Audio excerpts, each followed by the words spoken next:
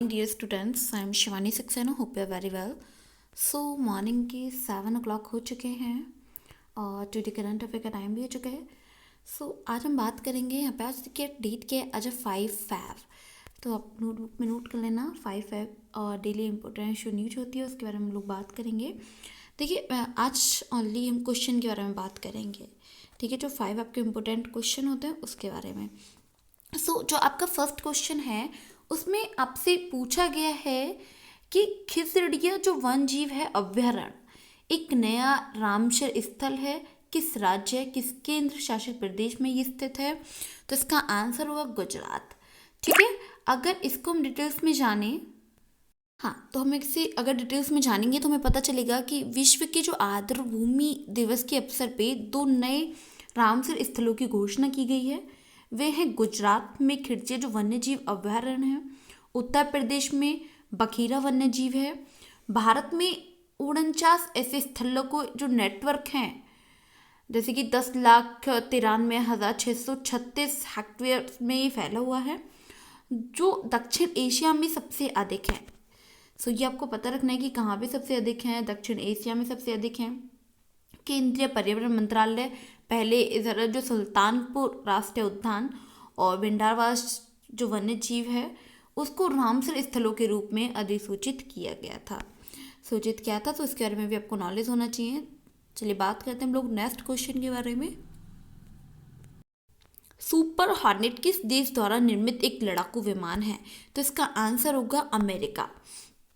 ठीक है, अमेरिका इसका आंसर होगा. चलिए इसके बारे में हम लोग बात करते हैं, डिटेल्स में जानते हैं इस क्वेश्चन को कि फ्रांस द्वारा निर्मित जो राफेल लड़ाकू विमान समुद्री संस्करण गोवा में एक तट आधारित सुविधा में सफलतापूर्वक उड़ान परीक्षण किया गया है. देखिए, राफेल अमेरिका द्वारा निर्मित सुपर हॉर्नेट के खिलाफ प्रतिस्पर्धा कर रहा है क्योंकि दोनों के मूल्यांकन INS विक्रांत की तैनाती के लिए भारतीय नौसेना द्वारा खरीद लिए जा सकता है, खरीद के लिए किया जा रहा है ये. और यहीं अगर देखा जाए तो यह है 44,000 टन की स्वदेशी रूप में विकसित विमान वाहक पोत है. तो देखिए काफ़ी इम्पोर्टेंट ये क्वेश्चन है, जो आपके जो ऑल कॉम्पिटिटिव एग्जाम है उसके पॉइंट ऑफ व्यू से काफ़ी इम्पोर्टेंट है, जिसके बारे में आपको अच्छे से नॉलेज होना चाहिए. तो चलिए बात करते हैं हम लोग नेक्स्ट क्वेश्चन के बारे में. हमारा जो नेक्स्ट क्वेश्चन है वह हमसे पूछा गया है छत्तीसगढ़ के एकीकरण के साथ one nation one ration card योजना कितने राज्य केंद्र शासित प्रदेशों में लागू हो चुकी है? तो इसका आंसर होगा 35. ठीक है, 35 उसमें ये लागू हो चुकी है.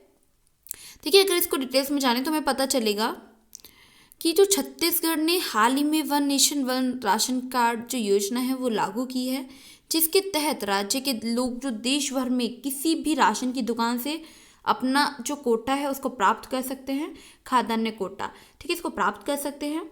छत्तीसगढ़ के एकीकरण के साथ ये जो योजना है ये देश में के लगभग देश के 77 करोड़ NFSA लाभार्थी हैं, लाभार्थियों में से लगभग 96.8% को कवर करते हुए 35 राज्यों में केंद्र शासित प्रदेशों में चालू है. खाद्य एवं सार्वजनिक वितरण विभाग की इस घोषणा की है. जिसके बारे में आपको नॉलेज होना चाहिए कि किसने इसकी घोषणा की है. तो जो वितरण विभाग है उसने इसकी घोषणा की है. तो इसके बारे में आप सभी को नॉलेज होना चाहिए. कितने केंद्र शासित प्रदेश और राज्यों में है? 35 में. तो इसके बारे में भी आपको अच्छे से नॉलेज होना चाहिए. चलिए बात करते हैं हम यहाँ पे 4th क्वेश्चन के बारे में. 4th जो क्वेश्चन है उसमें हमें पूछा गया है बिना सिर के घोड़े के पास दबे एक व्यक्ति के कंकाल के अवशेष किस देश में मिले हैं? तो इसका आंसर होगा जर्मनी.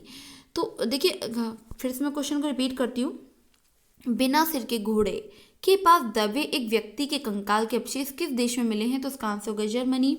तो चलिए बात करते हैं इसको डिटेल्स में जानने की. देखिए, शोधकर्ताओं ने हाल ही में एक बिना सिर वाले घोड़े के पास दबे हुए व्यक्ति के कंकाल के अवशेष खोजे हैं. यह अवशेष दक्षिण जर्मनी में मिले हैं और जिसके बारे में आपको बहुत अच्छे से नॉलेज होना चाहिए कि शोधकर्ताओं का अनुमान है कि आदमी और घोड़े 14 साल पहले दफनाया गया होगा. इस क्षेत्र में मेरोविंगियन जो राजवंश है उसका शासन था। तो इसके बारे में भी आपको नॉलेज होना चाहिए कि उस टाइम पे 14 साल पहले किसका शासन था, कितने साल पहले दवाए गए थे, कहाँ मिला है, तो जर्मनी में मिला है। तो इसके बारे में भी आपको काफ़ी अच्छे से नॉलेज होनी चाहिए। ठीक है, सो चलिए बात करते हैं हम लोग लास्ट क्वेश्चन के बारे में। किस पूर्वोत्तर राज्य में हाल ही में आईटी क्षेत्र के लिए समर्पित प्रौद्योगिकी पार्क का उद्घाटन किया गया है? तो इसका आंसर होगा मेघालय। ठीक है, मेघालय इसका आंसर होगा। चलिए इसको जान लेते हैं डिटेल्स में कि मेघालय के मुख्यमंत्री कॉनराड ने शिंगमा में हाल ही में एक शिलांग टेक्नोलॉजी पार्क का उद्घाटन किया है। कई कंपनियों ने अपनी शाखाएं खोलने के लिए अपनी सहमति जमा कर दी है। वर्तमान में मेघालय 70% जनसंख्या 35 वर्ष से कम आयु की है।